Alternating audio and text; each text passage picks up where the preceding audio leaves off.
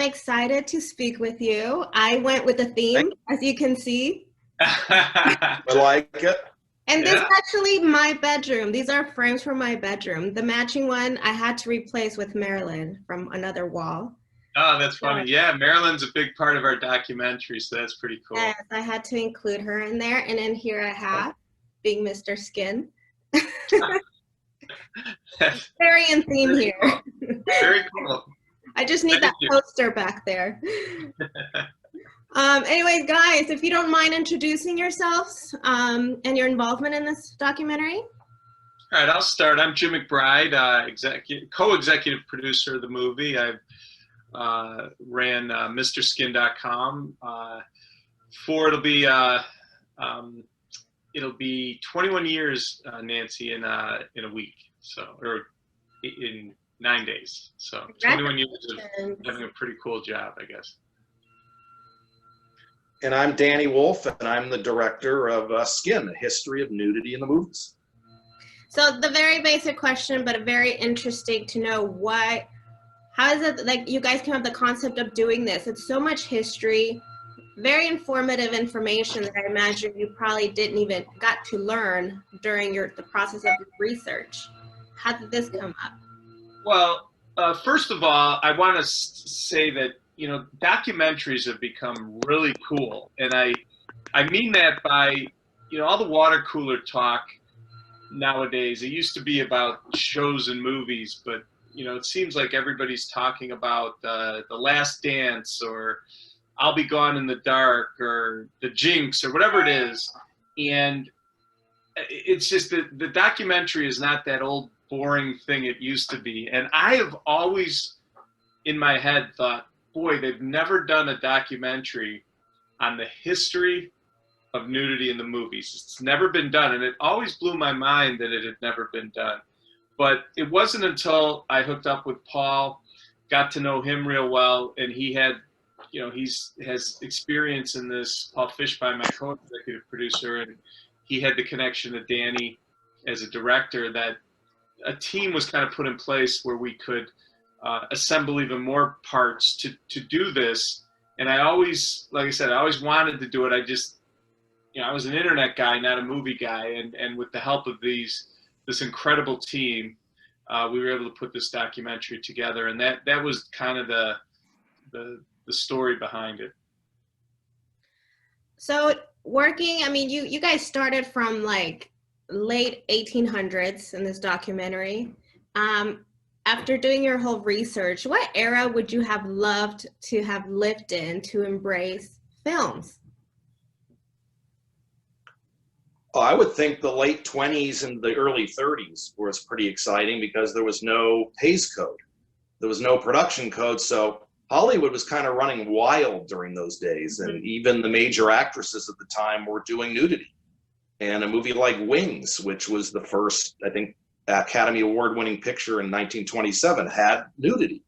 So I would think the late 20s and the early 30s was a great time in the history of cinema, where sort of there were no holds barred. Anyone was allowed to do what they wanted to do until, the production code came about.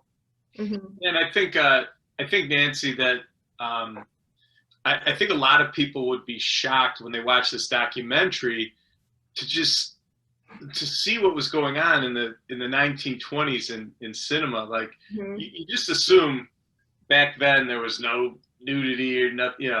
There was a ton, and that was one of the cool things about making this documentary is, you look at Audrey Munson's nudes in the 1915 in a movie called Purity, or Annette Kellerman, or Danny just mentioned Wings with Clara Bow, even Hedy Lamarr in 1932. Full nudity, and she was a major star. But people today, even people that are pretty, schooled in film, don't know about a lot of these movies. So it was really, really a fun thing for us to show that. Obviously, that's just the beginning of the documentary, but people would be shocked to know that nudity didn't start in the 60s. It has a long history. I agree. I learned myself. I didn't realize how nudity was so more open in films to today. I thought today was when people are a little more open, but yet it was like And then the nice thing is that it wasn't portrayed as in a malice way or in a vulgar way. And that's the classiest thing about it, versus to today that I think people see it the opposite. Yeah. Are you talking about nudity in films or our documentary? No, nudity in films. That's one of the things that I learned. That, you know, back then it seems like, you know, it was more open and it was more flaunted, but not a vulgar way. It was very classy. Yeah. So what would you say was one of the, oh, well, before anything, you had like, it was really awesome how you had some of the actors that had were very popular scenes, like in Nudity. You had Mammy, you had Sylvia, who did pass away. I mean, what was the reaction when you reached out to them to be a part of this documentary? Most were very open to appearing in the documentary, knowing that we weren't doing anything exploitive. And we really wanted to take a fascinating, educational, like hardcore look. You know, a lot of the actresses wanted to talk about how nudity affected not only their careers, but their personal lives. And it was important for them to tell their stories, how, you know, they didn't know what nudity was going to do to their careers. Someone like Shannon Elizabeth credits nudity for getting her a 3-picture deal, as opposed to someone like Erica Gavin, who you hear in the documentary, where nudity almost killed her by seeing herself on the big screen for the first time. She became anorexic. So, you know, these actresses and actors all have stories on, and that was important for us to hear their stories again, not only how it affected their career, but their personal lives. And they all have stories. And, you know, Diane Franklin is a good example of, you know, a young actress going to school in New York City who gets a role in The Last American Virgin. And then how, because her first few films, she did nudity, how she didn't want to be portrayed as just an actress that does nudity. Mm-hmm. And I asked every single person interviewed, did you ever have a talk with your agent or your manager about not wanting to do nudity anymore? And not becoming typecast as, oh, only the actor or the actress that gets hired because they'll do nudity. And yeah, a lot of them did have stories to tell about talking to their agent and saying, that's it.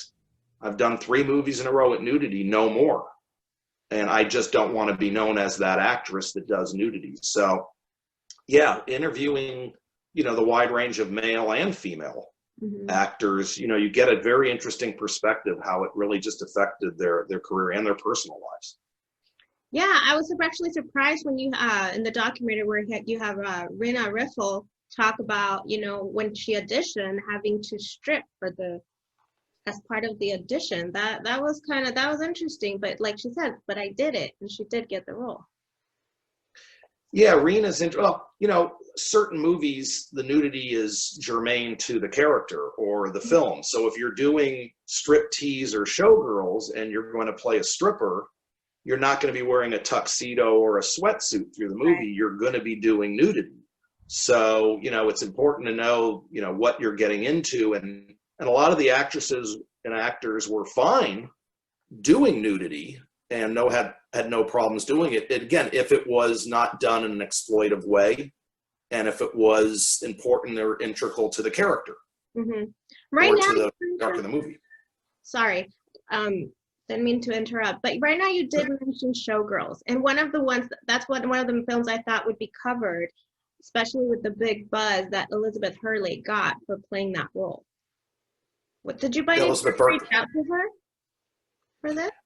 Yeah, you know, Elizabeth Berkley doesn't do many interviews about Showgirls, though, you know, Rena was pretty easy to get.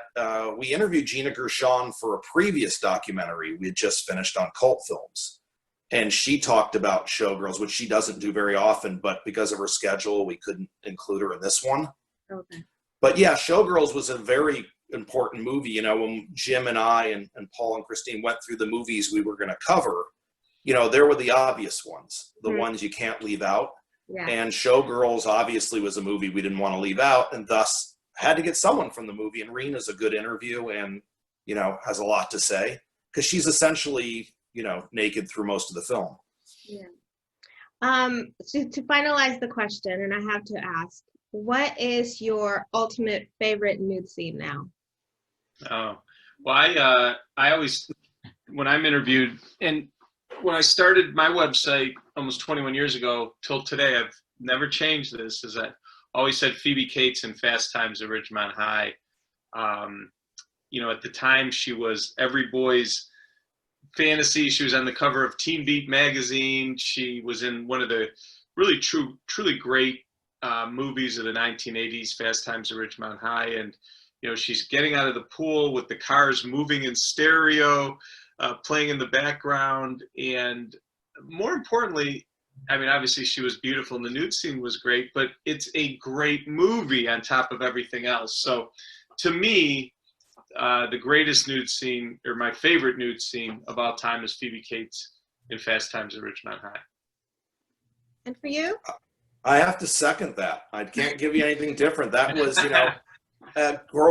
actually growing up in the San Fernando Valley and seeing Fast Times at Ridgemont High at the place they shot it at, which was the Sherman Oaks Galleria. That's where I'm at. Are you really? Sherman Oaks, yes. Well, the Sherman Oaks Gallerias was, we ate at Perry's Pizza before we went to the Pacific 4 Theater to see Fast Times at Ridgemont High. So that was sort of the life I was living at the time. The Valley was suburbia, and that backyard, those swimming pools and that look of the house was the Valley. That was, middle class suburbia San Fernando Valley. So yeah, her coming out of the scene and the moving in stereo, the Cars song, how perfect it was, and shot in slow motion, and then cut back and forth, with Judge Reinhold was, knew something was going to happen. It's really one of the, I can't go against Jim on that being. Well, it was also really cool to get Amy Heckerling, the director, to talk about that scene. Like, that was so cool to hear the backstory on it and why she put the scene in. And I'll say, as great as that movie was, I don't know if people would remember it as well if that scene wasn't in the film. It's just a great moment in cinema as far as I'm concerned. And what's kind of interesting about Phoebe Cates is, and we learned in the research, is, she had she didn't really want to do that scene. And, Amy Heckerling and Art Linson, the producer, basically persuaded her because she was getting cold feet, which was odd because the movie she did right before Fast Times at Ridgemont High was Paradise. And she's naked almost throughout the entire film. So I thought that was interesting. And then we segue in our documentary right into Private School, which was Phoebe Cates' next movie. But the nudity in that movie is Betsy Russell, and Betsy was a huge fan of Phoebe from Fast Times at Ridgemont High. So they kind of all fell in order. Mm-hmm. Well, maybe she didn't want to be casted as just doing these kind of films, but I mean, maybe. Yeah. But it worked out for the best. Well, gentlemen, thank you so much for your time. Do you mind if we take a quick screenshot picture? Oh, no, for sure. I'll do it right now. Thank you. Thank you. Thanks, Nancy. Thank you, guys. You have a good one, and congratulations. Oh, thanks so much. Thanks for interviewing us. Of course. Yeah, thank you, Nancy. You're welcome. Bye-bye.